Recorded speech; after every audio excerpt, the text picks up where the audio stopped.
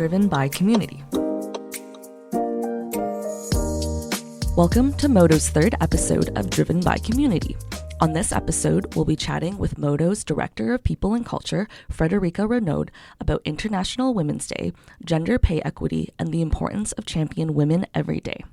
Next, we're joined by Hayley from the Cleaning Co-op to learn more about why the Cleaning Co-op was created and the impact it's made as an immigrant and women-owned cooperative.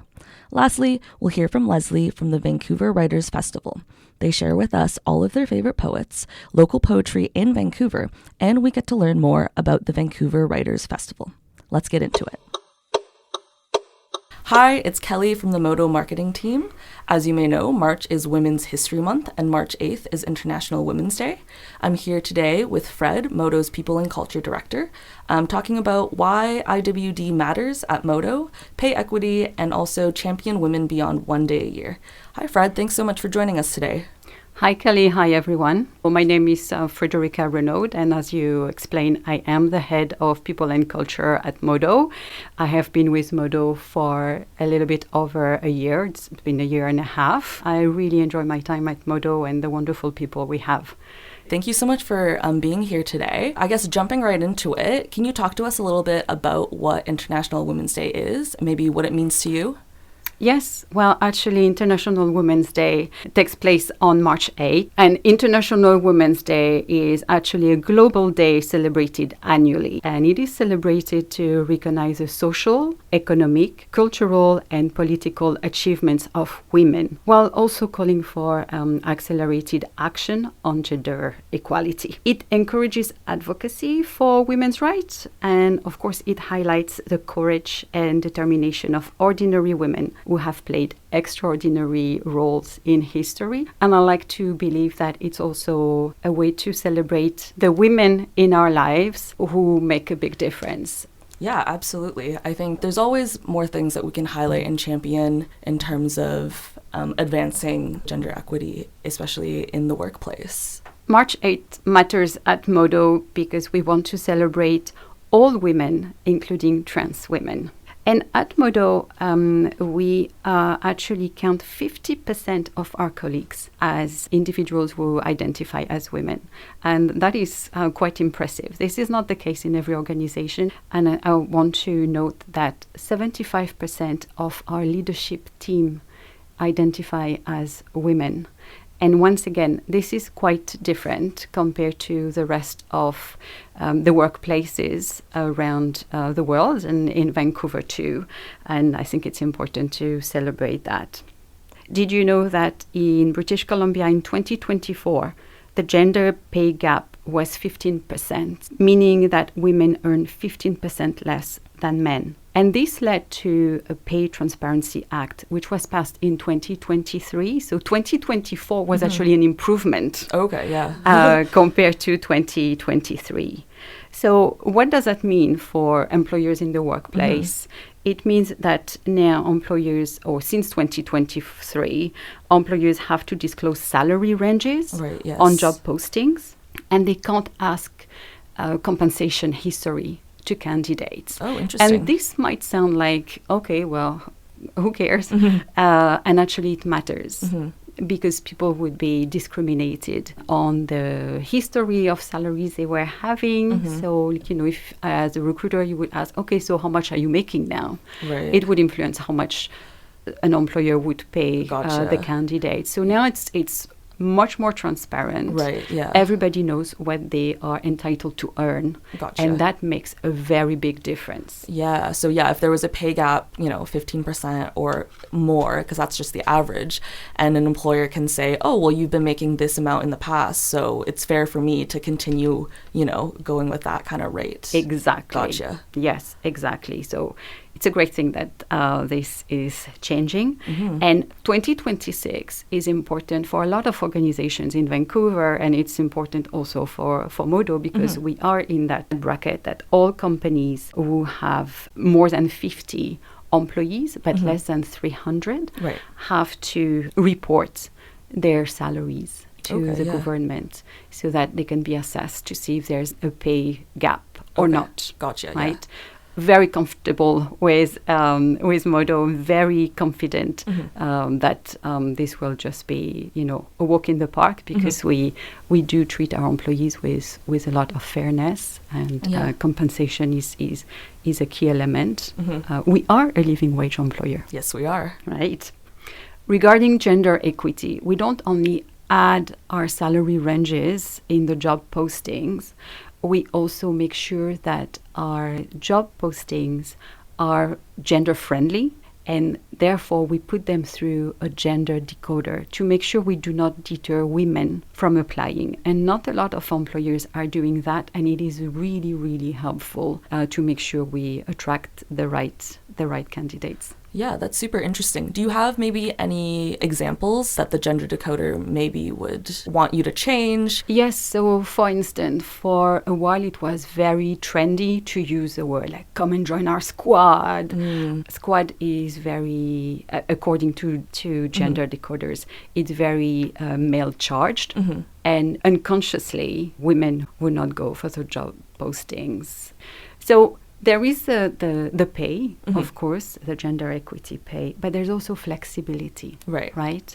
So, for instance, we have sick time, and in some organizations, sick time is only when you are sick physically. Yes. Right? At Modo, we are very clear that you do not have to be physically sick to take a sick day. We are also very encouraging of parents to take a sick day when their child is sick, so that they're not burning their vacation days. Right. When we have employees who go on parental leave, so maternity leave, parental leave, we offer a top-up, so that we make sure that employees do not miss out on the income they would have had if they had not taken that leave. Right, yes. It is very important, because in my experience, I have seen women, particularly women, lose income while they were taking their 12 months of parental leave and sometimes 18 months of parental leave, right? And this is a real discrimination. And we do offer flexibility in schedule. If you need to, once again, pick up your kids at school, if you need to go somewhere and, it's the only time is 3 o'clock in the afternoon and you're scheduled to work until 5, we can be flexible with that. Yeah, absolutely. Yeah, I think being at Modo and just knowing that the organization is very centered on its employees and their well-being, I think is very important.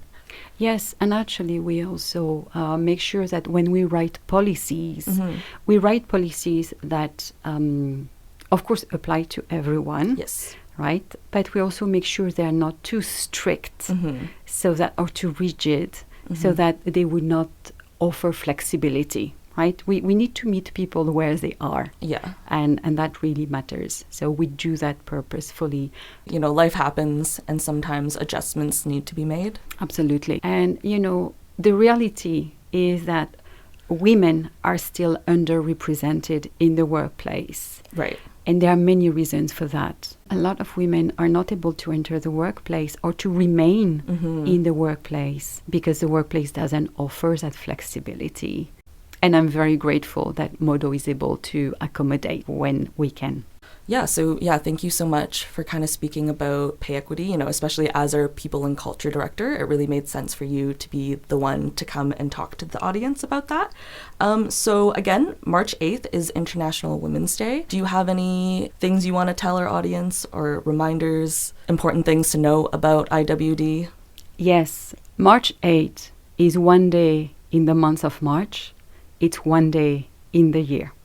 I would encourage everyone to champion a woman in their life today, and if possible, every day. It's very simple. It could be something as little as, saying, I appreciated your perspective during the meeting, or that was very inspiring, something like this. I think we underestimate the impact we can have in someone's day and in someone's life. And sometimes it just takes that little extra spark that we share with someone for them to realize they have that great talent. Absolutely, yeah. Right? So taking the time to really recognize the impact that the women in your life have. Happy March 8th. Happy International Women's Day, everyone. Cool. Thank you so much, Fred. Now changing lanes. Hey everyone, it's Jane. I'm here today with Hayley from TCC, and we're going to learn so much more about TCC, which stands for the Cleaning Co-op. But first, I'm going to pass it to Hayley to tell us more about herself. Hi, thank you for having me. I'm here on behalf of all of the Cleaning Co-op. There's 3 co-founders, Lulu, Pau, Paulina, and myself, Hayley, and we're happy to be talking to Modo today as you're a huge part of why we're here and how we got started. Yeah. So first of all, why don't you just tell me more about TCC? Sure. We're going into our 4th year shortly. The 3 of us, Lulu, Pau, and myself, founded in 2022 based on a list of things that we didn't want to see in our organization. We didn't know what a co-op was at the time, but we did know that we wanted to create a cleaning company where we could keep and share the profits equally. And we had a list of things that we didn't want, like a boss and someone benefiting from our hard work. We wanted to be equitable and kind. We didn't want our productivity or to be tied to our worth. So these are just some things that we didn't want to see. And lo and behold, co-ops existed, and we learned about that through Solid State Community Industries in Surrey. And that's when we started to be really hopeful that our dream could be a viable business plan. So Solid State, for those who don't know, is an incubator for cooperatives based out in Surrey. They do incredible work, and they do have a specific specialization in creating workers' co-ops. Hayley, if our listeners don't know, can you tell us what a workers' co-op is? And tell us a little bit more about the janitorial industry and how TCC kind of really tries to push back on some of the exploitative nature of that work. Yeah, I mean, it's hard to believe that we didn't know what one was when we were founding, but by using the cooperative model, we were able to not compromise on our values. Our values were woven into our fabric instead of being just an addition to a business plan. So as a people-first organization, we can hold that at our very core and not compromise on it as we reach profitability and as we push for growth. Traditionally, cleaning companies make money, are for-profit. They're profit-driven, and that affects all of their decision-making. So the cheaper the labor that they have to pay, the better. So cleaners' wages are notoriously low. They might try to cram lots of hours in a day. They might push the workers beyond their comfortability or capacity. That's when you start to see burnout, people going into unsafe situations, often women, often newcomer women and immigrant women. And that's all for profit. So for a co-op, as our goal isn't revenue at the end of the day, it's our relationships and people that we work for and with. Our decisions are led solely by our values. So we're constantly thinking, like, what can we do for this client? How is this cleaner's experience? How much can we afford to pay them? What is the most we can afford to pay them? And if it's too much, how can we increase our revenue so that we can pay them more? So I think that the main difference between business done normally and the cooperative model is what affects your decision making and how money is distributed and who has power over the decisions and the money. So when it's the workers making decisions where the money goes, of course we want anything produced by our cooperative to go back into our own pockets to improve all of our lives.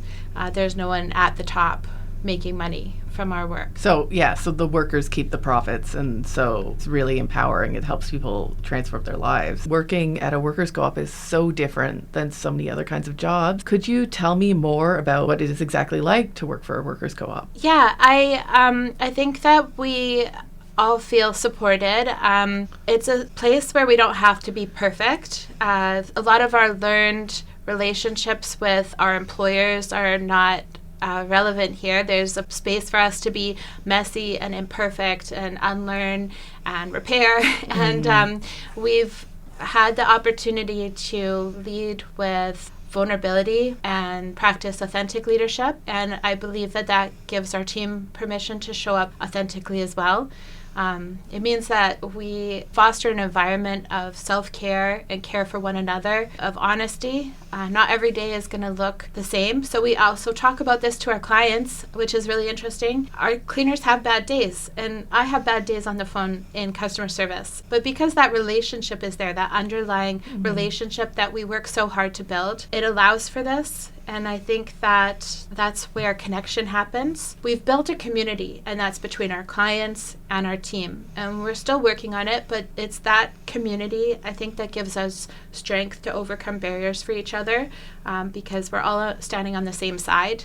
And then we have like these obstacles in front of us, and we're so much more capable and have so much more capacity to deal with them together. It sounds really straightforward when you think about it, but a lot of like for-profit companies just leave that on the table because they're not able to sort of take the intelligence and creativity and collaborative support and community care that a co-op can provide to elevate their experience and honestly, their reliability. I always think co-ops are so resilient, and I think what the culture you're describing there really gives a sense of that resilience. Yeah, I think so too. Do you remember that? I don't know if you worked for a company before where you felt scared to call in sick? Yes. Yes, I have. I will just say that now. I remember driving in unsafe conditions to get to work because I was scared to not show up. And like that fear, like I feel it in my body right now, is something that like we never want anyone to feel. So cramps, period pains, mental health days, sick days,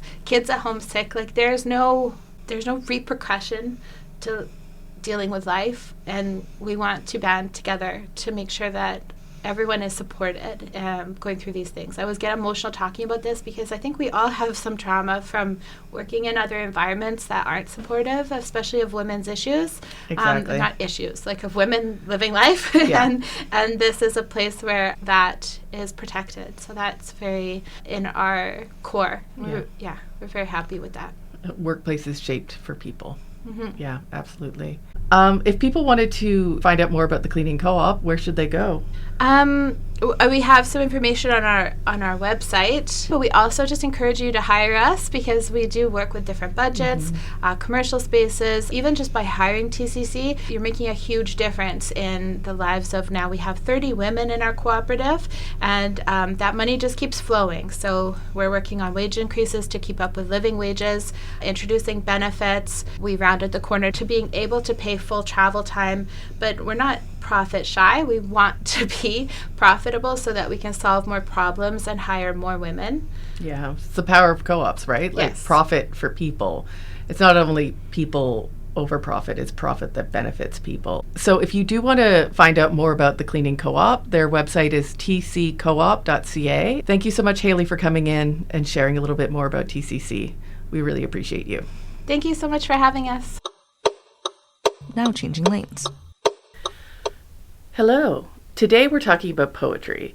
And before anyone has traumatic flashbacks to high school English class, just stay with me. World Poetry Day is March 21st, and is a great time to reconnect with the poetry in your world. I'm joined today by the head of Vancouver Writers Festival, Leslie Hurtig, to talk about what's happening in poetry right now, what makes Vancouver scenes special, and how anyone, yes, even the poetry skeptical, can get into it. Let's dive in. Leslie, why don't you introduce yourself? I'm Leslie Hurtig, and I'm the artistic director at the Vancouver Writers Fest, and we present year-round literary programming to Vancouverites and beyond. So, Leslie, if someone said to you that they don't really like poetry, what do you think they're actually reacting to? I think you hit the nail on the head. I think what people might remember is being taught poems that didn't resonate with them back in high school or perhaps in early university courses. Perhaps they just hadn't been introduced to the right poetry yet.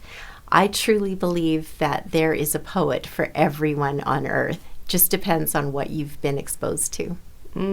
That's fascinating. So, if someone was poetry curious, where would you recommend they start? Well, let's start at the very, very beginning. I'm a big proponent of reading to children right from birth. And one of the things that Modo does for us, as you already know, is they help us to get authors into classrooms around Metro Vancouver. So we have poets who go into classrooms as young as kindergarten to talk about poetry and to talk about why poetry matters. I would definitely recommend to any parents out there that they begin reading poetry to kids. That would include incredible authors like Dennis Lee, Canadian Dennis Lee. Canadian icon. Canadian icon, exactly. He wrote a series of books, but his most famous one is definitely Alligator Pie. Children love it. They love hearing the lyrical poems. They're funny. You could laugh together.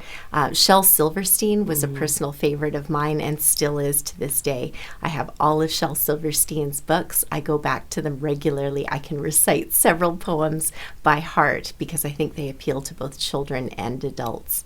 So I would say it's really important to start young if you are a parent or if you have influence, if you're a teacher, if you have influence over young people. Introduce them to poems that make children laugh or that make them realize the beauty in the world. Poems that are fun, that have lots of alliteration and are lilting and fun to recite out loud. For the adults out there, I think, again, it's about finding that particular poet who's talking about the world that you resonate with. There are poets, obviously, from all over the world, but it doesn't mean that their poetry is necessarily going to hit you when you first read it. I liken some poetry to those people who love jazz. For someone like me, if I listen to freeform jazz, it kind of scrambles my brain and I can't get into it. And I don't actually understand what it is about it that people love. It can be the same with poetry. If poetry is a bit more freeform and not perhaps telling a story, it can be harder for folks to attach to it. On the other hand, there are lots of people who love that kind of experimental poetry and they really dive right in. Yeah, I always, one of my favorite poets is George Eliot Clarke, who obviously is so deeply inspired by jazz. Yeah. And that rhythmic, musical, almost propulsive sense of his work. Absolutely. And I think being able to take a poet like George Eliot Clarke and recite his poems out loud may sound funny, but even to yourself alone, trying to find that rhythm, trying to find the cadence that he was working with, that can help a person to access that poetry and to begin understanding what he's trying to say there with that poetry. So do you have any favorite poets that you keep returning to? I have to admit that the poets that I love most are probably quite well known to your listeners already. I love Leonard Cohen's poetry. Who doesn't? And yeah, I can pick up a collection of his over and over again and find something new every time. Everyone knows the poem. It began as a poem, Hallelujah. Certainly other poems like Dance Me to the End of the Love, or simple, sweet little poems like the poem that's called The Sweetest Little Song. It's really just an aphorism, if you will. He says, if you go your way, I'll go your way too. It's a wonderful, short little bit, but everyone knows what that means. I also love Michael Ondaatje, another great Canadian poet. His poem, The Cinnamon Peeler, is probably my favorite of all time. That is one of the most beautiful and sensual poems that anyone could dare read. I don't care who you are, you read that poem and melt. You can smell that poem. Yes, exactly. I love all these things you're talking about the almost tactile nature of poetry, that you feel it, you don't just read it. I know that the Writers Fest brings poetry to audiences. What's your approach to that? Like, what do you want to bring to your audience? I am not a poet myself. So when I'm programming poetry events, I'm trying to find the best of new collections that are out there and to present them in a way that is accessible to our general audience. But one of the things we do at the Writers Festival each year is to choose a new guest curator who has a unique voice that they can bring to the programming. This past year, we had Kinesia Lubrin joining us. She is an incredible poet and novelist and essayist. When she programmed events for the Vancouver Writers Festival, I saw a whole new way of approaching poetry events that I had never considered before. And I love her for that, because she would put poets on stage and then have each of them share a piece of paper that they drew from a bag, which was a theme that they would speak to, and then pass the conversation along to the next author on stage, who had to sort of carry it along, kind of like that game Telephone that kids used to play. And it was such a unique way of approaching the poetry that each of these poets brought to the festival. Again, made it a bit accessible for those of us who maybe don't know a lot about different genres of poetry or different styles of poetry. It was wonderful to watch, and I'd like to replicate that again. I'd like to borrow her idea for future events. I love a good poetry bash, where you have multiple poets getting up on stage and performing their pieces, whether it's as almost theatrical spoken word presentations or as more somber readings of their work. When you have one poet after another getting up on stage, I think you go through all the different feels that you can have as a human, because some of those poems are hilarious. Some are deeply sensual. Some are deeply sad. There's a lot about grief in there. There's a lot about the environment, about what it is to age, what it is to love, what it is to grieve. I love good poetry. You get everything. Yeah, exactly. I mean, What about makes the poetry scene here in Vancouver so special? Vancouver has a great history of incredible poets. If you walk along the streets of Vancouver, you may notice signs that have been posted about the different poets who have walked these streets before us. We have a great poet laureate program, which a lot of people don't realize. We have a wonderful poet laureate right now named Ellie Kralji Gardner. You should look her up online, because she has projects that involve all Vancouverites. Anybody can get involved with the projects that she has underway right now as the poet laureate of Vancouver. We'll be absolutely sure to link that in our description afterwards. And maybe, hopefully you can talk to her in the future too, because she will really share her love of poetry in a way that is unique and inspiring. There are incredible Indigenous poets who are both teaching at the University of British Columbia. Billy Ray Belcourt, for instance, is one of them. Oh, he won the Griffin Poetry Prize, which is one of the world's top poetry prizes, for his collection, This Wound is a World. We also have poets like Fiona Tinway Lamb, who does a lot with visual poetry. Kevin Spence is another wonderful poet. Aslan Hunter. There's so many. I could name them on and on. Anybody who's really interested in finding out more about the Vancouver poetry scene should check out the Joy Kagawa House for listings of events that are happening there. There's the Verses Poetry Festival that happens in April. That's a great place to search out wonderful local poets, and many other programs, including ours at the Vancouver Writers Fest. Absolutely. So to wrap up, we'll just ask you, since a lot of people are looking to read more this year, do you have any books that you're recommending these days? Books outside of poetry books? Could be outside of poetry books if you like. Yeah. Well, that's a good question. I did just finish reading a collection of poetry that I loved by Karen Soley. She just won the T.S. Eliot Prize for Poetry, which is a prize given to the best collection published in the UK and Ireland, but she does happen to be from Canada.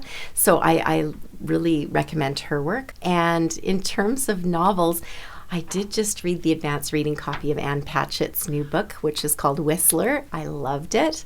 And we've got some exciting news coming soon about an Anne Patchett visit to Vancouver. So that's something I'm looking forward to. And I'm gearing up for the October Vancouver Writers Fest. So reading a lot of books by New Zealand authors, Irish writers. These are some of the countries that will be represented at the festival coming up. If you like to read, do not sleep on the Vancouver Writers Festival. There's something for everyone. Thank you so much, Leslie, for coming in today. We really appreciate it. Thank you. It was a pleasure. That's all for the March episode of our podcast. As always, thank you for listening. Driven by Community is brought to you in partnership with the Cooperators. Modo members can take full advantage of preferred rates through the Cooperators Member Benefits Program. Check the Modo Perk page for more. Driven by Community was edited by Kelly Zhang and produced by Crystal Chan and Jane Hope. If you have any feedback or suggestions, we'd love to hear from you. Just email podcast@modo.coop. See you in April. Until then, thanks for sharing.